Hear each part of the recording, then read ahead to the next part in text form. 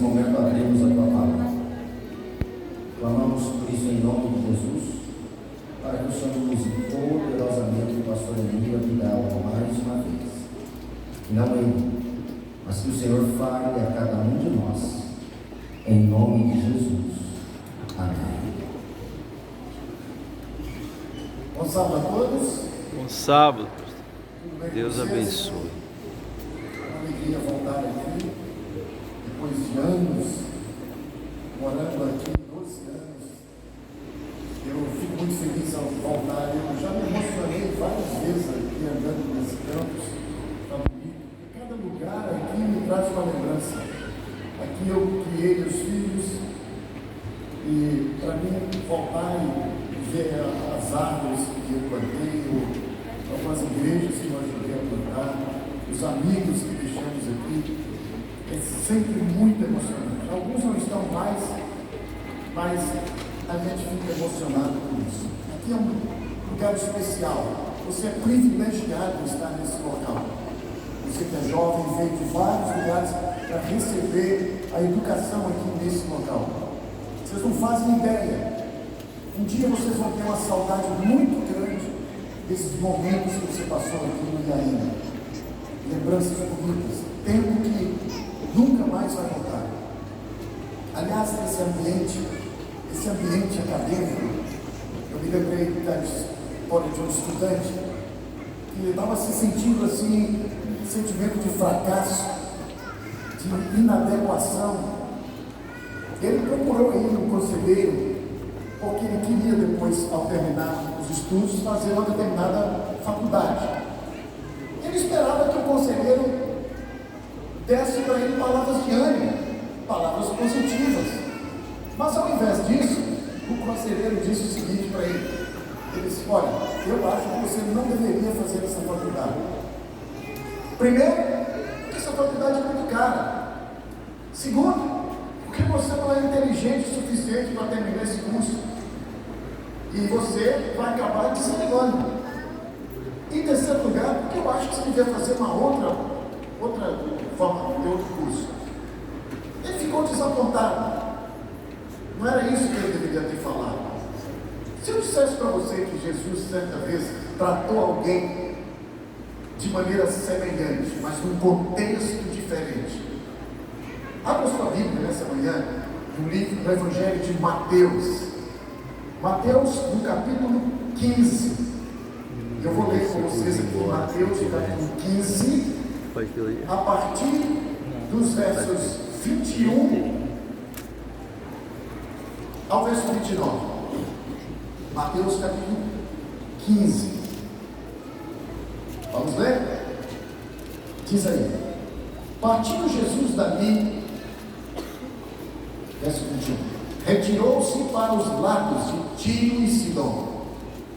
Eis que uma mulher cananeia, que viera daquelas regiões, clamava: Senhor, filho de Davi, tem compaixão de mim. Minha filha está horrivelmente endemoniada. Ele, porém, não lhe respondeu nenhuma palavra.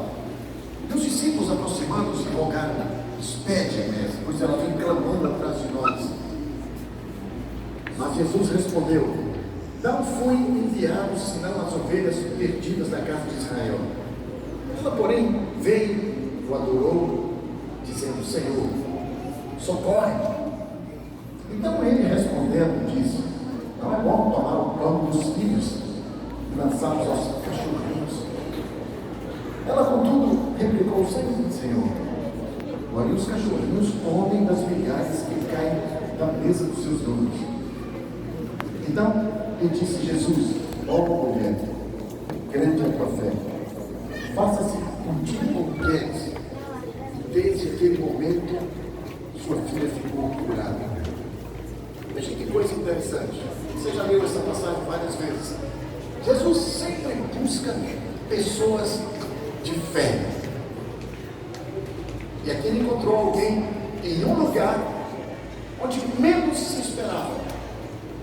Não foi em Jerusalém, não foi no Sinédrio, não foi em nenhuma escola de profetas, nem no meio dos discípulos, Foi numa cidade que hoje está no Líbano, chamada Tiro e Sidom.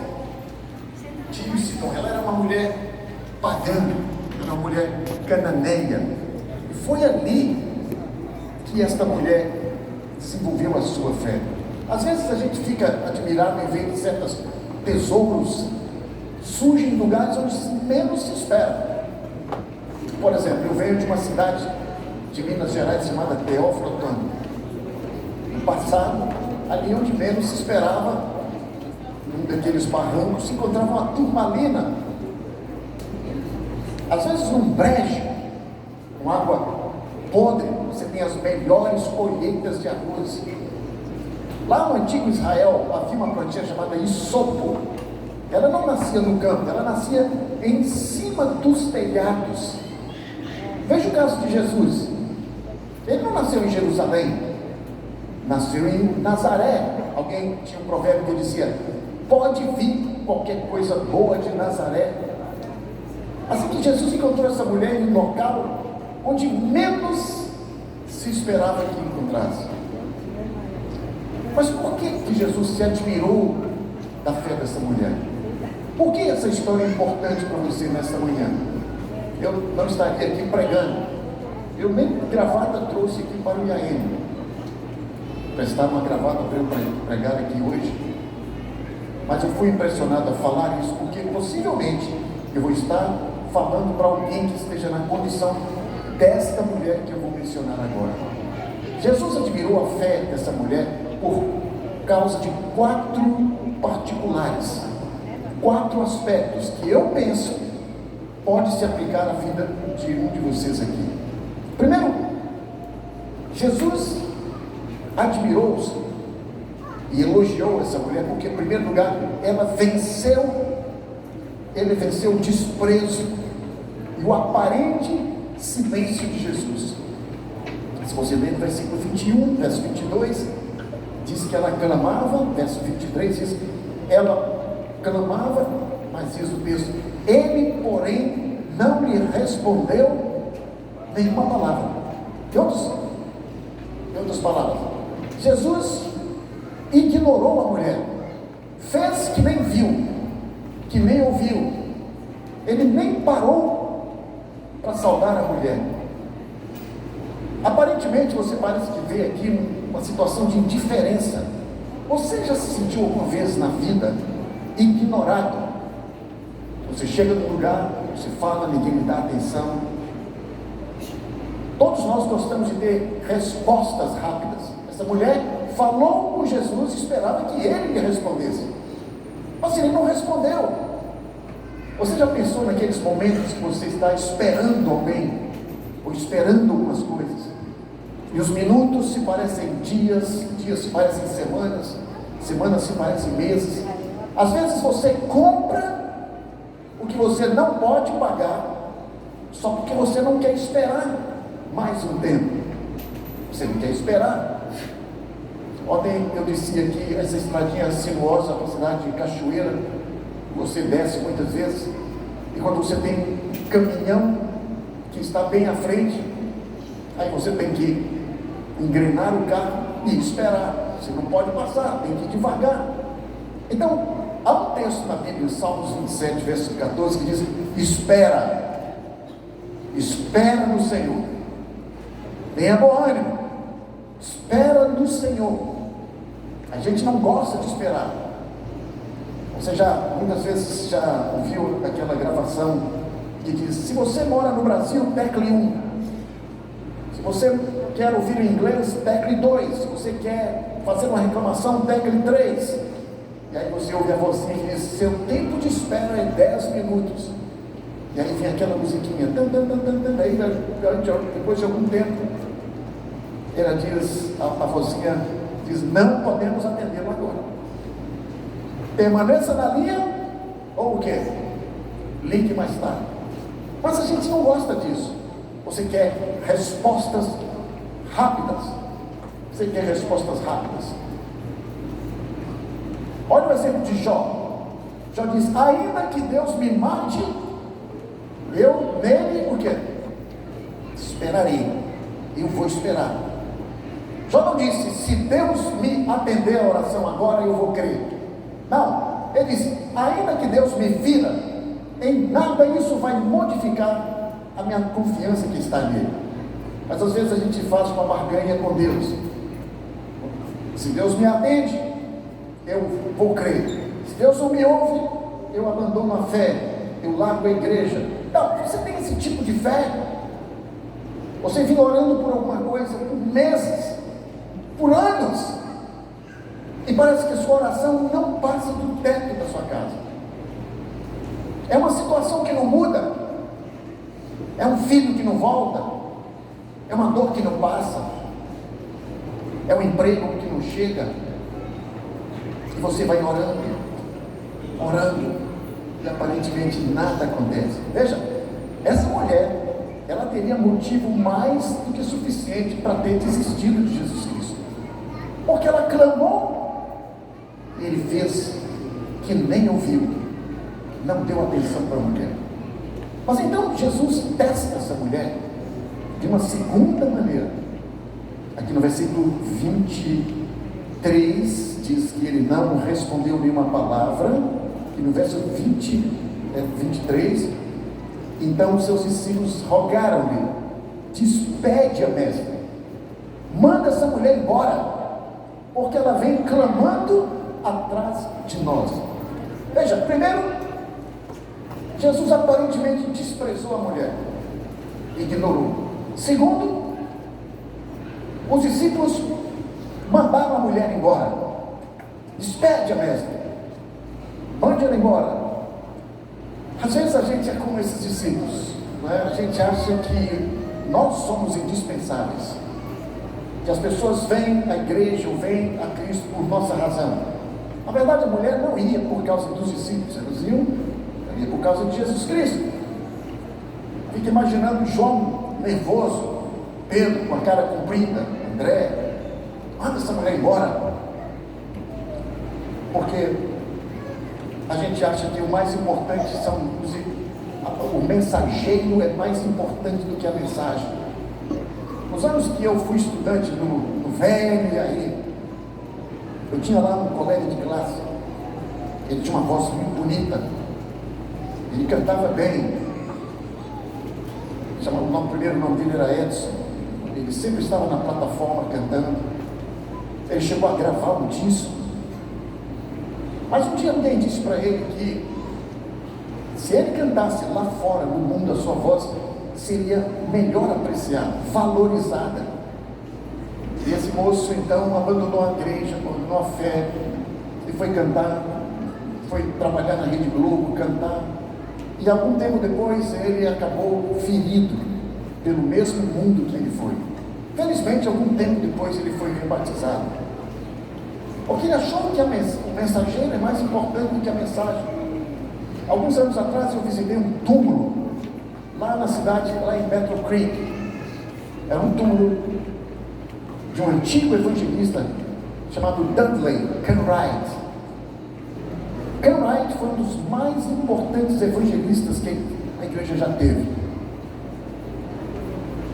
Algum tempo naquele local ele fez um curso de oratória naqueles dias.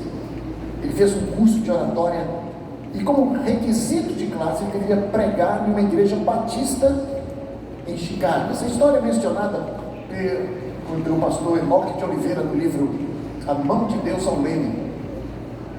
E quando Cartwright pregou nesta igreja, e ao sair ele foi rodeado pelos membros, e dificilmente ele não conseguiu sair porque as pessoas vinham elogiar.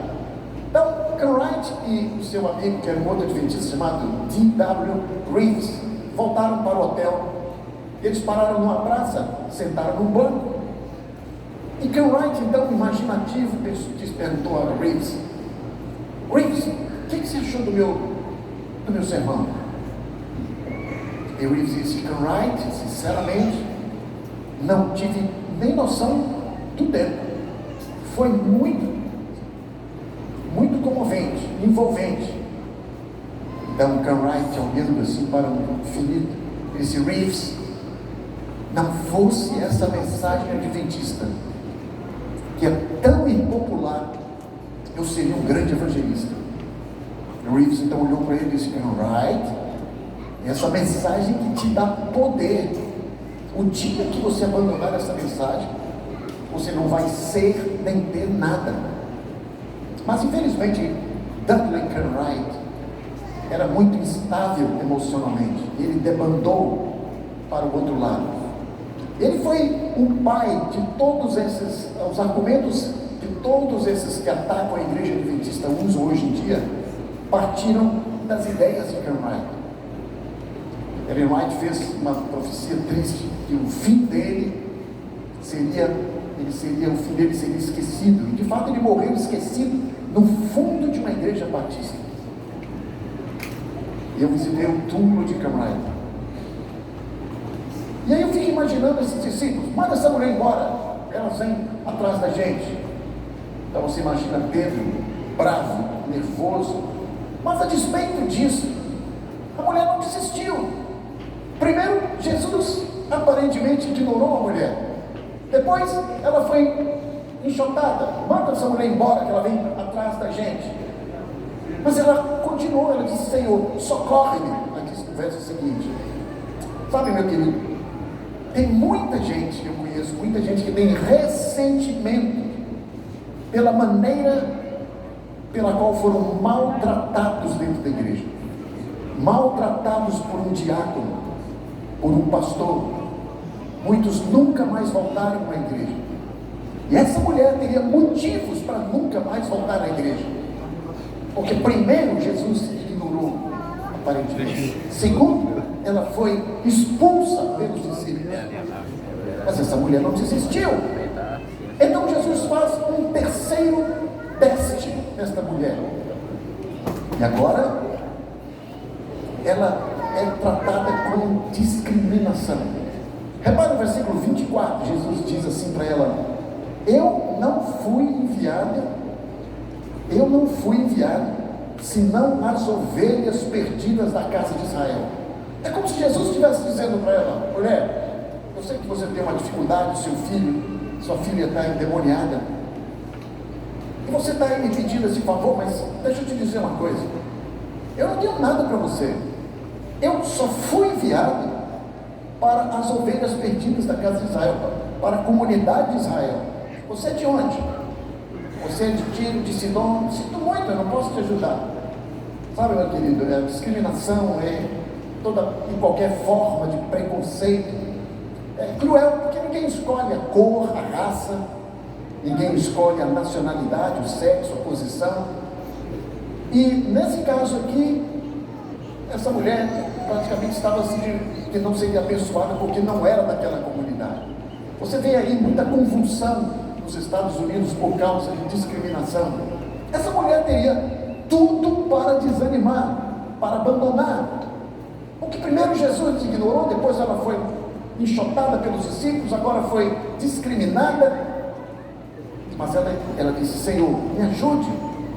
E então Jesus dá um terceiro golpe, faz um quarto teste nessa mulher. Olha o que ele diz aqui no versículo seguinte, no versículo 27.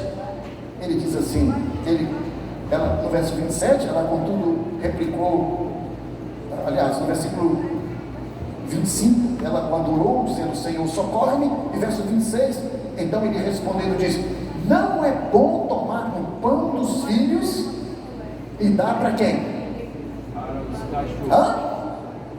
É como se Jesus tivesse chamado a mulher de cachorrinha. Não é bom pegar no pão dos filhos e dar para as cachorrinhas, os cachorrinhos. Essa mulher, se fosse eu, provavelmente teria desanimado aqui. Porque primeiro, Jesus aparentemente ignorou. Segundo, foi enxotado pelos discípulos. Terceiro, ela foi discriminada. E agora foi chamada de cachorrinha. Aqueles dias, ser um cachorrinho lá no Oriente Médio, não é como um cachorrinho no Brasil, ou um cachorrinho na América do Norte. O cachorrinho lá era um vira-lata, era quase semelhante a um porco no tratamento. Mas o cachorrinho hoje aqui nos nossos dias, falar que alguém é um cachorrinho é até um elogio, porque o cachorro é melhor tratado do que a gente. Você vai no supermercado e tem comida só para cachorro.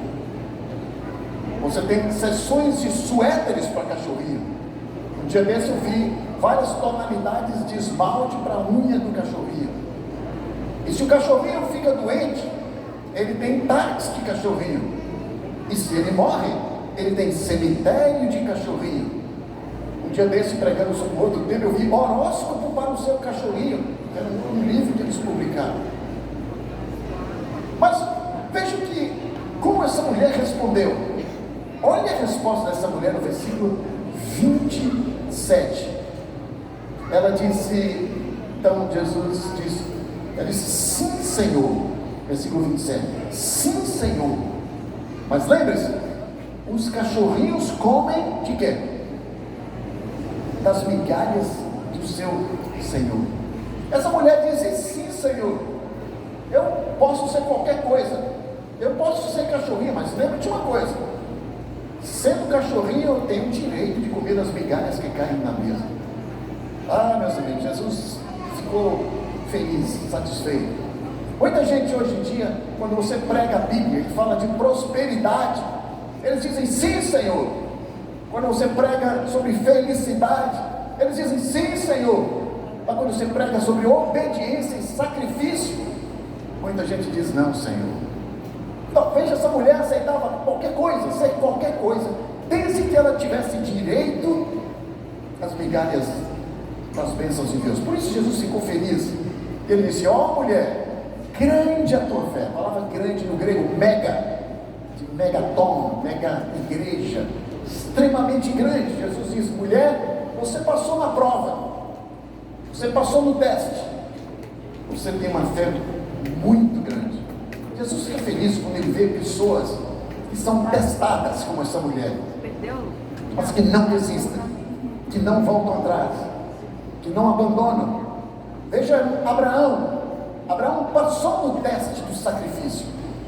Jesus o testou, pedindo a ele o único filho, e ele não vacilou. Olha a viúva de Sarepta, foi testada na confiança. Jesus pediu para ela o último bocado em um tempo de crise, e ela não vacilou, e ela ficou firme. E pode ser que eu esteja falando para alguém que esteja sendo testado.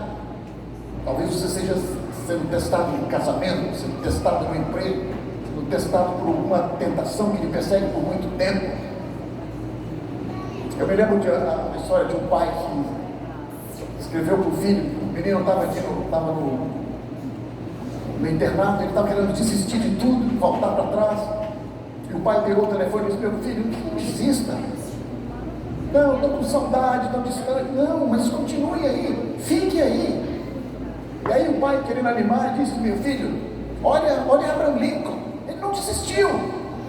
Veja quantas vezes ele falhou tentando se candidatar aqui, mas ele não desistiu.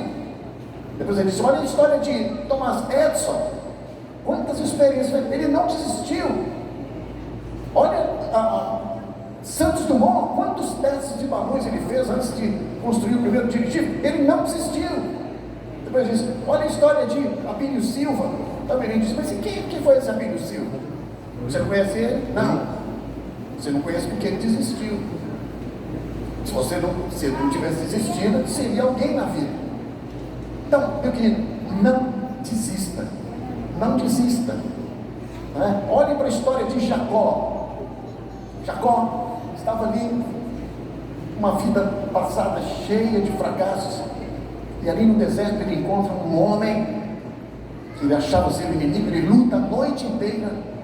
De repente aquele homem toca na sua coxa, ele percebe que está diante de alguém maior do que um homem, que era um anjo, e ele agarra aquele anjo e diz, não te deixarei se não me abençoares.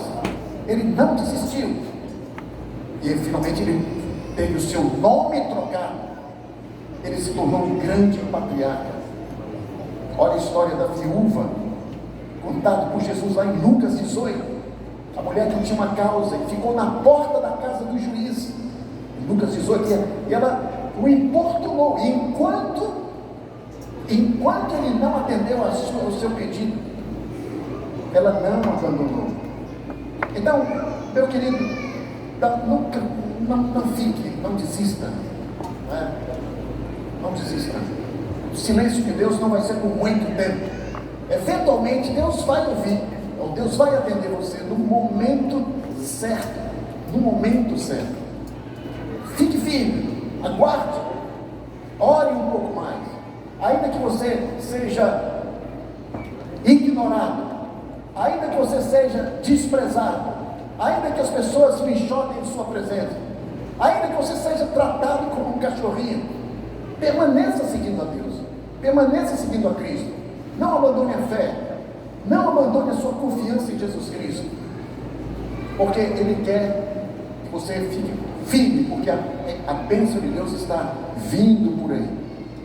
Olha o texto de Abacuque, no capítulo 3, versos 17 e 18, é um texto bonito para esse tempo de crise e confiança nisso. Ele diz: ainda que a figueira não floresça, não dê o seu fruto, não perca a sua esperança, eu, contudo, confiarei no Senhor. Lembre-se daquela promessa, daquela advertência de Jesus em Mateus, no capítulo 24, verso 13: aquele que perseverar até o fim, esse será salvo. Então não perca a fé, não perca a esperança, não perca o ânimo. Deus tem uma bênção para você, essa bênção está a caminho, e você precisa permanecer firme até a volta de Jesus Cristo. Quantos creem nisso? Levante a sua mão. Amém? Então, se você se encaixa nessa situação descrita pelo texto, como essa mulher, você vem orando por alguém e aparentemente nada acontece, espere, Deus tem uma resposta para você. Orei mais de 30 anos, mais de 40 anos pela salvação do meu pai. Meu pai não era cristão, meu pai libanês, de coração endurecido. Eu acompanhei os últimos momentos na morte do meu pai, fiz um apelo ao coração dele, no último instante, ele entregou seu coração a Jesus Cristo. Então, não perca a esperança. Então, muito em breve, Jesus vai voltar, e todas essas expectativas irão um dia serem confirmadas. Fique firme na fé, não perca a esperança. Deus tem um plano para você. Amém.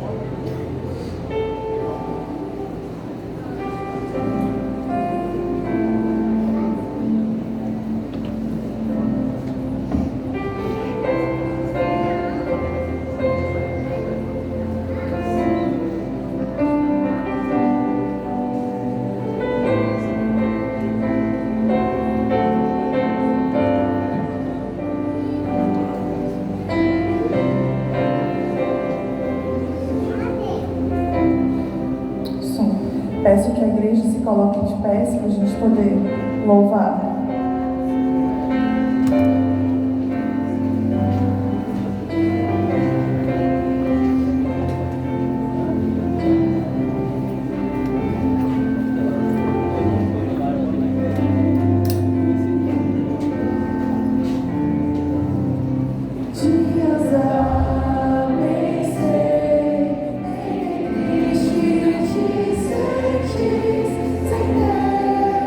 Esperança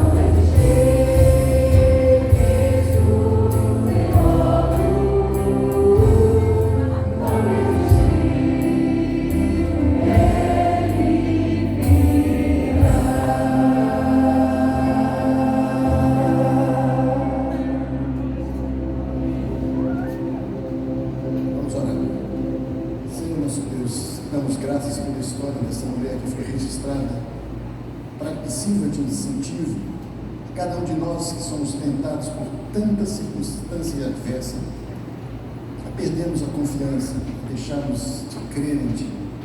Essa mulher perseverou a despeito dos obstáculos e finalmente obteve o prêmio da fé. Nessa semana que vamos dedicar à oração, ajuda-nos a aprendermos a história também daquela outra mulher, a viúva, que orou até obter a sua bênção, ou como Jacó, que não deixou o anjo ir enquanto não o abençoasse. Se há aqui alguém, Senhor, que esteja a ponto de desistir, de desanimar, de abandonar o sonho, a carreira, a fé, que o Senhor possa ajudá-lo dando força para que ele lute mais no alto, para que ele se apegue às tuas promessas, ele permaneça firme como quem vê o invisível. Abençoe esse rapaz, essa moça, essa família que está aqui, e que finalmente, perseverando, um dia alcancemos a bênção que o Senhor tem para nós. Dá-nos um bom sábado, nós agradecemos e rogamos em nome de Jesus.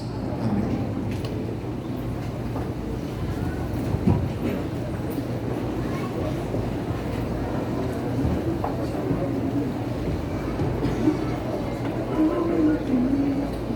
Bom dia, igreja. É o momento já de nos deslocar para os nossos lugares da Escola Sabatina. Vamos já um repasso da